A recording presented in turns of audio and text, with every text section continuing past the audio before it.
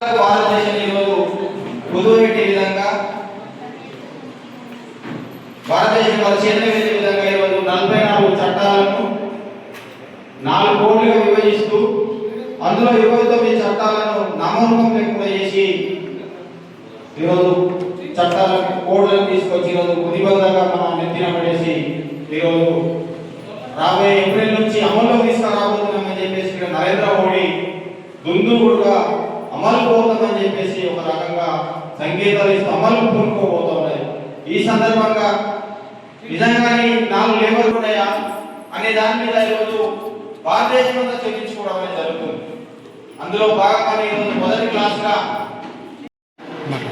నా పేరు K Suryam, trade union centre of India UC రాష్ట్ర అధ్యక్షుడు. ఈరోజు తెలంగాణ రాష్ట్రంలో కార్మిక వర్గం ఎదుర్కొంటున్న సమస్యల విషయంలో ఈనాటి వరకు 2 సంవత్సరాలు దాటిన రేవంత్ రెడ్డి ప్రభుత్వం ఈనాటి వరకు కార్మిక సమస్యలు పరిష్కారం కాని స్థితిలో ఉంది. కార్మిక వర్గానికి అమలు చేయాల్సిన కనీస వేతనాలు 73 కనీస వేతనాల జీవోలు ఈనాటి వరకు పెండింగ్లో ఉన్నాయి. ఆనాడు కేసీఆర్ ప్రభుత్వం వాటిని అమలు చేయలేదు. ఈనాడు రేవంత్ రెడ్డి అధికారం వచ్చిన తర్వాత కూడా ఆ జీవోలను ఈనాటి వరకు వాటిని ఫైనల్ నోటిఫికేషన్ ఇచ్చిన జీవోలను కూడా గెజిట్ ముద్రించలేదు.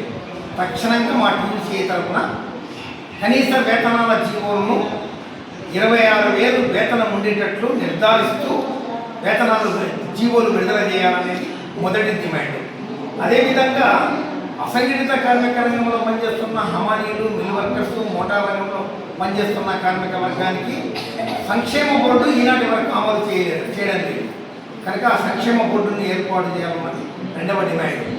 3వ డిమాండ్, ఈనాడు భవన నిర్మాణ కార్మికులకు సంబంధించిన స్కీములు మంజూరు చేయడం కొరకు ఒక ప్రైవేట్ ఇన్సూరెన్స్ కంపెనీకి అప్పచెప్పిండు. ప్రమాణ మరణానికి 10 లక్షలు, సహజ మరణానికి 2 లక్షలుగా పోరాట ఫలితంగా పెంచిన దాన్ని ఈనాడు ఆ ప్రైవేట్ ఇన్సూరెన్స్ కంపెనీ వాళ్ళు అడ్డగోలుగా దండుకుంటున్నారు. ఒక కార్మికుడు చనిపోయి ఆ ఇన్సూరెన్స్ కంపెనీని ఆశ్రయిస్తే 50,000 నుంచి ₹1,00,000 ప్రమాణ మరణానికి సంబంధించిన 10 లక్షల ₹1,00,000 రావాలంటున్నారు, ఇవ్వమంటున్నారు కమిషన్. ఈ సహజ మరణానికి 50,000, ₹30,000 బలవంతంగా వసూలు చేస్తున్నారు.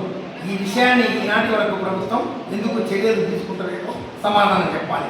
కనుక అసెంబ్లీ సమావేశాలు జరుగుతున్న సందర్భంలో కనీస వేతనాలు విడుదల చేయడము, కనీస వేతనాలు విడుదల చేసి కార్మిక వర్గాన్ని ఆదుకోవడం, ప్రైవేట్ ఇన్సూరెన్స్ కంపెనీ యొక్క ఆగడాలు అరికట్టాలని, సంక్షేమ బోర్డులు ఏర్పాటు చేయాలన్నది రేవంత్ రెడ్డి ప్రభుత్వాన్ని మేము డిమాండ్ చేస్తున్నాం. అదేవిధంగా కేంద్రంలో అధికారంలో ఉండే మోడీ ప్రభుత్వం 4 లేబర్ కోడ్లు తీసుకొచ్చి కార్మిక వర్గానికి నడ్డి విరిచాడు. కనుక కార్మిక వర్గ హక్కులు హరించే చర్యల్లో భాగంగా 4 లేబర్ కోడ్లు తీసుకొచ్చారు. ఆ 4 లేబర్ కోడ్లు అత్యంత ప్రమాదకరంగా ఈనాడు కార్మిక వర్గానికి ఉరితాళ్లుగా మారబోయి ఉన్నాయి. దానికి వ్యతిరేకంగా కార్మిక సంఘాలన్నీ భవిష్యత్తు కార్యాచరణ తీసుకుని ఉద్యమించడానికి కోరుకుంటుంది. ఈ ఫిబ్రవరి 12 దేశవ్యాప్తంగా సుమారు 30 కోట్ల కార్మిక వర్గం ఈ సమ్మెలో మమేకమయ్యారు. ఇప్పటికైనా మోడీ కళ్ళు తెరిచి ఆ లేబర్ కోడ్లను విత్డ్రా చేయాల్సిందిగా, ఆ కార్మిక చట్టాలు ప్రమాదకరమైనవి కార్మిక వర్గం గొంతు చించుకుంటుంది కాబట్టి, నినాదిస్తుంది కాబట్టి దాన్ని రద్దు చేయాల్సిందిగా మా టీసీఏ తరఫున డిమాండ్ చేస్తున్నాం. మిత్రులారా, నా పేరు SL Padma, TUCA Telangana state secretary. ఈరోజు ఆర్మూర్ పట్టణంలో టీయూసీఏ ఆర్మూర్ నిజామాబాద్ రూరల్ జిల్లా, కామారెడ్డి రూరల్ జిల్లా యొక్క జిల్లా స్థాయి క్లాసులు జరిగాయి. ఈ సందర్భంగా జరుగుతున్న ప్రెస్ మీట్లో ఈరోజు కార్మిక వర్గం బలిపీఠం మీద ఉన్నది. మోడీ ప్రభుత్వం అనుసరిస్తున్నటువంటి కార్మిక వ్యతిరేక నల్ల చట్టాలు ఈరోజు స్వారీ చేయబోతున్నాయి. వీటికి వ్యతిరేకంగా కార్మిక వర్గం 4 లేబర్ కోడ్ల వ్యతిరేకంగా పోరాటం చేయాల్సిన ఆవశ్యకత చాలా ఉంది. అదే సందర్భంలో కస్తూర్బా గాంధీ బాలికా విద్యాలయాల్లో పనిచేసేటువంటి నాన్ టీచింగ్ సిబ్బందికి సంబంధించినటువంటి జీతాల పెంపుదల 5 సంవత్సరాల కింద మాత్రమే జీతాలు ప్రభుత్వం పెంచింది. ఈరోజు రేవంత్ రెడ్డి మేము అందరికీ చాలా మంచి భవిష్యత్తును ఇస్తామని చెప్తూ ఏజెన్సీలను రద్దు చేస్తామని చెప్పింది. కానీ ఏజెన్సీలను రద్దు చేయకపోగా ఈరోజు ఒక యాప్ సృష్టించి ఆ యాప్ ద్వారా మీరు అందులో అన్ని రంగాలలో ఉన్నటువంటి అవుట్సోర్స్ కాంట్రాక్ట్ ఉద్యోగులని టైం స్కేల్, పార్ట్ టైం అన్ని రకాల ఉద్యోగులు అందులో నమోదు చేస్తే మాత్రమే జీతాలు చెల్లించబడతాయని చెప్పి ఒక యాప్ సృష్టించారు. ఈ దెబ్బతో అనేక మంది కార్మికులని తొలగించే ప్రక్రియకు కూడా ఒక విధంగా ఒక ప్రమాదకరమైన పరిస్థితి కార్మిక వర్గం ఉంది అనే విషయాన్ని కూడా గుర్తించాలి. ఒకవైపు ఏజెన్సీల దోపిడీ కార్మికుల మీద పెరిగింది అని చెబుతూనే మరొక వైపు ప్రభుత్వము ఇంకొక రకమైన తొలగింపులకు చర్యలు చేపడుతుంది అనే అనుమానాలకు తెలియజేస్తున్నాం. ఇంకొక వైపు ఈరోజు కేంద్ర ప్రభుత్వము అమెరికాతో చేసుకున్నటువంటి వాణిజ్య ఒప్పందాలలో నిన్న ఈరోజు కంటిన్యూస్గా వస్తున్నటువంటి వార్తల నేపథ్యంలో మనకి చాలా స్పష్టంగా అర్థమవుతుంది ఏంటంటే, ఒకవైపు సుంకాలు తగ్గిస్తున్నానని అమెరికన్ సుప్రీంకోర్టు మేము సుంకాలు అంత విధించడానికి వీలు లేదు, ప్రెసిడెంట్కి 18%, 20%, 30% విధించడానికి వీలు లేదని ఒకవైపు కోర్టు చెప్పినా అమెరికా రాజ్యాంగంలో ఉన్నటువంటి వెసులుబాటును తీసుకొని 10% ఉన్న సుంకాలు 15% పెంచినటువంటి పరిస్థితి ఉంది. అట్లాగే మిగతా వాటి మీద కూడా వేరే వేరే క్లాజెస్ సెక్షన్స్ ఆధారంగా ఇంకా పెంచుకోవచ్చు అనేటువంటి క్లాజ్ కూడా అక్కడ ఉన్నటువంటి పరిస్థితి. ట్రంప్ దానికి రెచ్చిపోయి 10% ఉన్నదాన్ని 15% పెంచుకుంటా పోయినటువంటి పరిస్థితి ఈరోజు అన్నింటిలో వచ్చింది.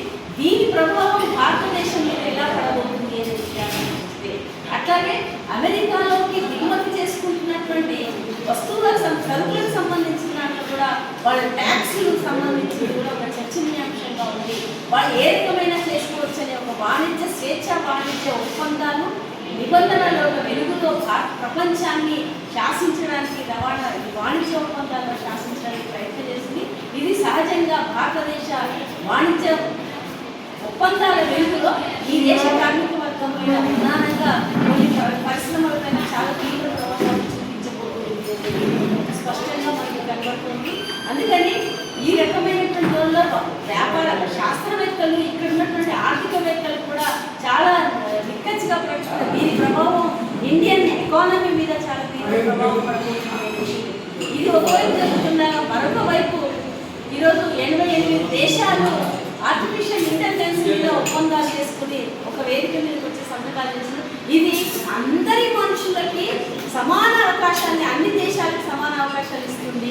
సంపద సృష్టించబడ్డ సంపద అందరికీ పంచబడుతుంది అని చెప్పి ఒక తప్పుడు వాదనలు, తప్పుడు ప్రచారాన్ని ఈరోజు చేస్తున్నారు.